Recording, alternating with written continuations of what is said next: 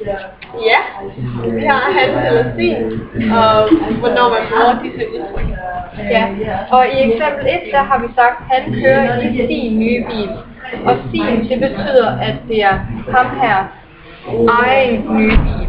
Altså vi har sat egen ind for ligesom at hjælpe os med at forstå det. Så vi siger, at han kører i sin egen nye bil. Og i eksempel 2 hernede, der har vi den samme sætning, hvor vi har sat hans ind i stedet for. Så han kører i hans nye bil. Hvor at han så indikerer, at det er vennens. Og derfor har vi også sat det ind for at hjælpe os igen med at sige, at han kører i vennens nye bil.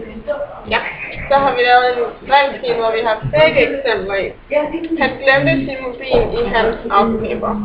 Og så sin det igen, det er fordi det er ham her, det er sin egen mobil. Og hans autocamper, det er en anden person, det kan være en af sine venners autocamper, eller sin fars autocamper. Ja.